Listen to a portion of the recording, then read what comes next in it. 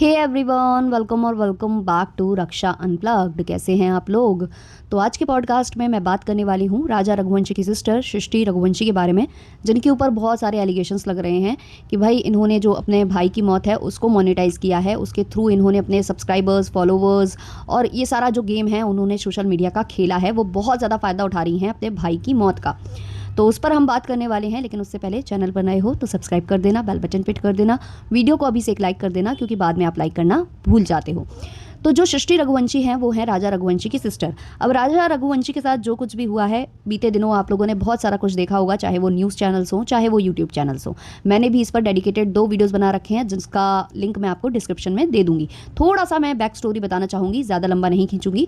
राजा रघुवंशी की शादी होती है सोनम रघुवंशी के साथ। काफ़ी खुश थे राजा रघुवंशी, वो उनके वीडियोज़ में भी देखा जा सकता है, फोटोज़ में भी देखा जा सकता है।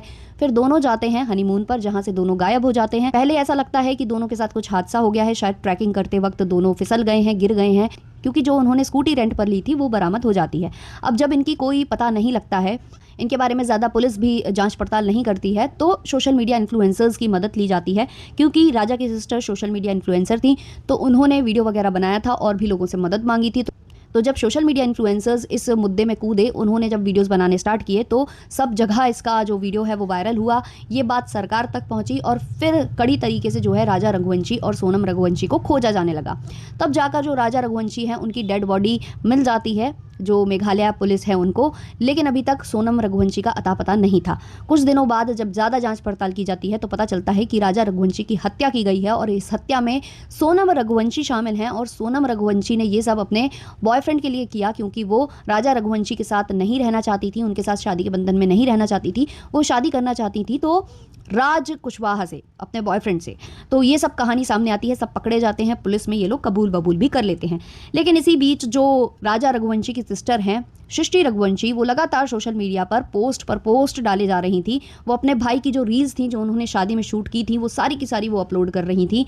साथ ही साथ वो उधर पर कैप्शन, हैशटैग, ट्रेंडिंग जो हैशटैग्स होते हैं वो यूज़ कर रही थी, बहुत ज़्यादा फ़ायदा उठा रही थी। यही नहीं, वो मीडिया के जो भी वीडियोस वायरल हो रहे थे, जो भी मीडिया बता रही थी इस केस से रिलेटेड, जो भी अपडेट्स दे रही थी, उसकी भी छोटी छोटी क्लिप्स जो हैं वो सृष्टि रघुवंशी अपने चैनल पर पोस्ट कर रही थी। बाकायदे अगर आप उनका ड्रेसिंग सेंस देखोगे तो बहुत ही अच्छी तरीके से वो प्रेजेंट कर रही थी। उनके चेहरे पर वो गम दिखाई नहीं दे रहा था। जो बात है सच है, वो सारी चीज़ें वो अपने सोशल मीडिया पर करे जा रही थी। बट ये सब चीज़ें पहले मेरे नज़रिए में नहीं आई थी। मेरे ही एक सब्सक्राइबर हैं जिन्होंने मुझे इनकी एक रील शेयर की जिस पर 7 मिलियन से ज़्यादा व्यूज़ हैं, जिसमें ये बोल रही थी कि आप मुझे जो ट्रोल कर रहे हो वीडियोज़ के लिए, अगर मैंने ये वीडियोज़ नहीं बनाए होते तो शायद मेरा जो भाई, जिसके बारे में अब पता चल पाया है कि उसकी मौत कैसे हुई है, वो शायद पता ही नहीं चलता। तो मैं ही थी जिसने वो वीडियो बनाया था जो कि वायरल हुआ था, जिसके बाद जो राजा रघुवंशी हैं उनको न्याय मिलने की अब जो प्रक्रिया है वो शुरू हो पाई है। ये सब उन्होंने कहा। उनकी बातें मुझे वैलिड लग रही थी, क्योंकि ये वाली जो रील थी बहुत ही सिंपल साधारण थी। यहाँ पर वो नॉर्मल घर के क्लोथ्स में थी, बहुत ही मतलब सैड फेस के साथ वो यहाँ आई थी। लेकिन उसके बाद मैंने इनके चैनल को खंगालना स्टार्ट किया। जब मैंने इनके चैनल को देखना स्टार्ट किया तो शुरू से रील्स हैं वहाँ पर। सबसे पहली रील जो इन्होंने अपने भाई के लिए बनाई थी, जब इनके भाई का कुछ भी अता पता नहीं चल रहा था और पुलिस भी इस पर ध्यान नहीं दे रही थी, उस टाइम की जब मैंने रील देखी तो उसमें ये काफ़ी अच्छे से ड्रेसअप हैं और चीज़ें बोल रही हैं। चलो ठीक है भाई, भाई के लिए वीडियो बनाना था, सोशल मीडिया इन्फ्लुएंसर हैं, समझ सकते हैं हम उस बात को। लेकिन फिर धीमे धीमे बहुत सारी रील्स मेरे सामने आई जिसमें शादी की रील्स पोस्ट की जा रही थी और फिर न्यूज़ की रील्स पोस्ट की जा रही थी, सब कुछ किया जा रहा था। फिर भी हम इसे नज़रअंदाज कर सकते हैं। हमने सोचा चलो ठीक है, भाई को खोजना ये चाह रही हैं और भाई के लिए अगर कुछ कर रही हैं तो हमें इसको ज़्यादा जज नहीं करना चाहिए, क्योंकि मेरे सामने केवल इतनी ही रील्स आई थी। लेकिन जब मैंने कमेंट सेक्शन पढ़ना स्टार्ट किया तब मेरा जो दिमाग है वो हो गया आउट। भाई कमेंट सेक्शन अगर आप पढ़ोगे तो आपको कुछ और ही पिक्चर समझ में आएगी।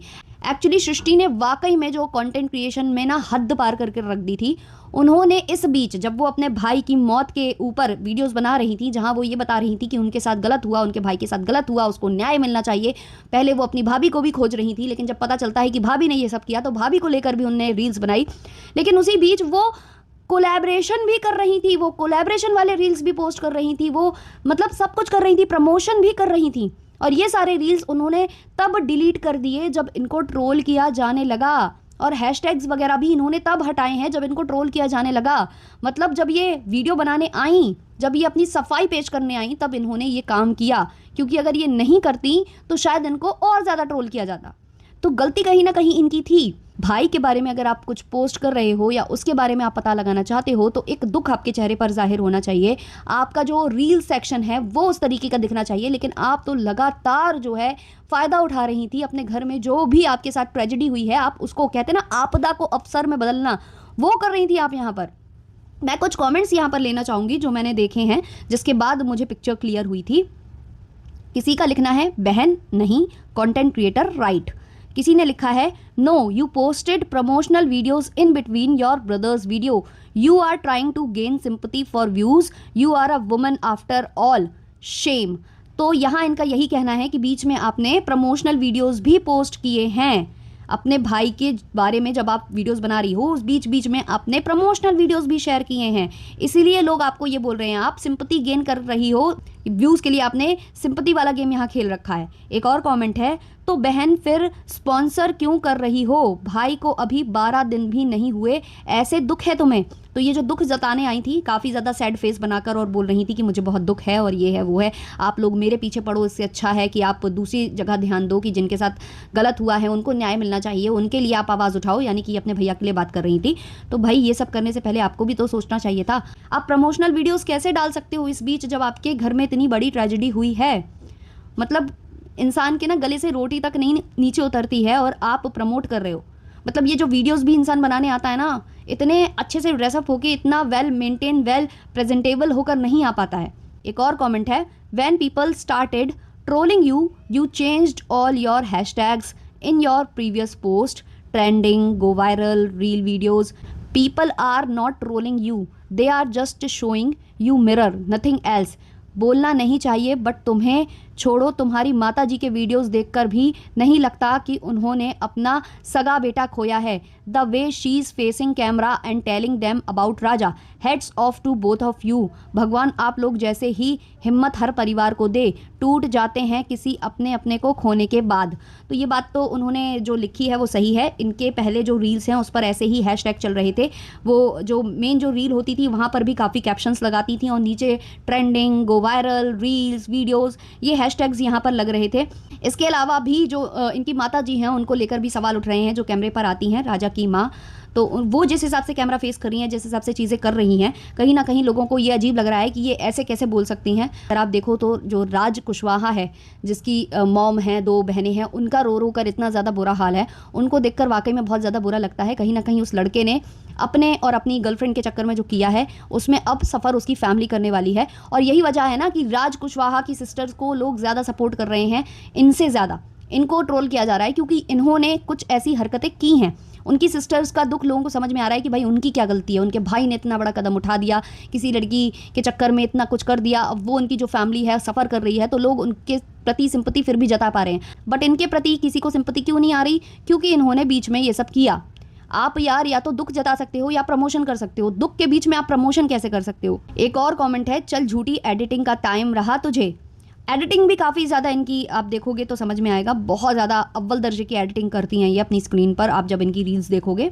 और जब राजा की सिस्टर ये सृष्टि ट्रोल होने लगी तो इन्होंने मालूम क्या किया, पहले तो इन्होंने सारे प्रमोशनल वीडियोज़ हटा दिए, सारे जो हैशटैग्स थे वो चेंज कर दिए, ये वीडियो रिकॉर्ड किया। उसके बाद इन्होंने कंटेंट क्रिएटर जितने भी और हैं जो इनके टच में थे उनसे रिक्वेस्ट की है वीडियो बनाने के लिए और सारे वीडियोस को वो कोलैबोरेट करते हुए अपने चैनल पर पोस्ट कर रही हैं। मतलब जब उनको ट्रोलिंग की जाने लगी तो इन्होंने अपने साथी मित्रों का सहयोग मांगा और उनके थ्रू अपनी जो इमेज है उसको वॉश करने की, है ना, वाइट वॉश करने का यहाँ पर प्रयास किया है। तो मैंने जब ये रील देखी थी जहाँ वो ये बोल रही थी कि मुझे ट्रोल किया जा रहा है, मेरे पीछे क्यों पड़ रहे हैं, तब तो मुझे ठीक लगा।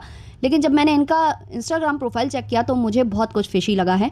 बाकी आपकी इस पर क्या राय है आप कमेंट सेक्शन में ज़रूर बताइएगा और ऐसे पॉडकास्ट सुनने के लिए हमारे चैनल को सब्सक्राइब कर लीजिएगा, बेल बटन पे हिट कर लीजिएगा।